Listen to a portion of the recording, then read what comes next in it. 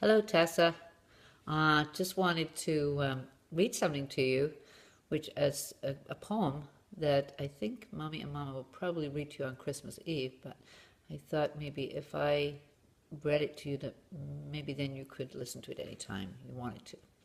You know that poem, "'Twas the Night Before Christmas," don't you? Do you remember it?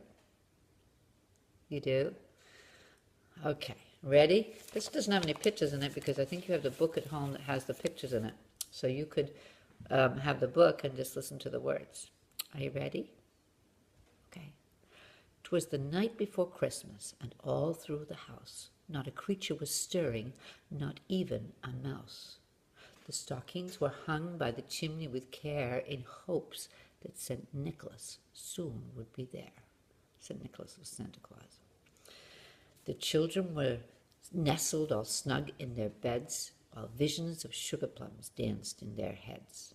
And Mamma in her kerchief, and I in my cap, had settled our brains for a long winter's nap. When out on the lawn there arose such a clatter, I sprang to the bed to see what was the matter. Away to the window I flew like a flash, tore open the shutters and threw up the sash.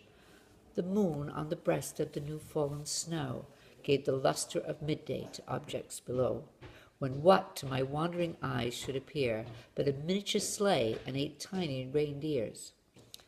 With a little old driver, so lively and quick, I knew in a moment it must be Saint Nick. More rapid than eagles the coursers they came, and he whistled and shouted and called them by name.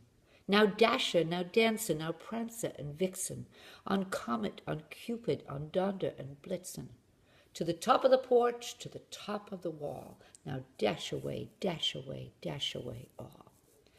As dry leaves before the wild hurricane fly, when they meet with an obstacle mount to the sky. So up to the housetop the coursers they came, with the sleigh full of toys and St. Nicholas too. And then in a twinkling I heard on the roof the prancing and pawing of each little hoof.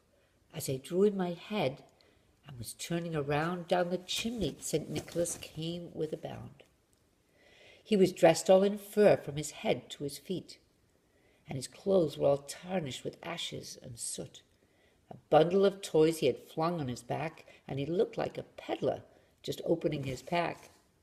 His eyes, how they twinkled, his dimples, how merry, his cheeks were like roses, and his nose like a cherry. His droll little mouth was drawn up like a bow, and the beard of his chin was as white as the snow. The stump of a pipe he held tight in his teeth, and the smoke it encircled his head like a wreath. He had a broad face and a little round belly that shook when he laughed like a bowlful of jelly. He was chubby and plump, a right jolly old elf, and I laughed when I saw him in spite of myself.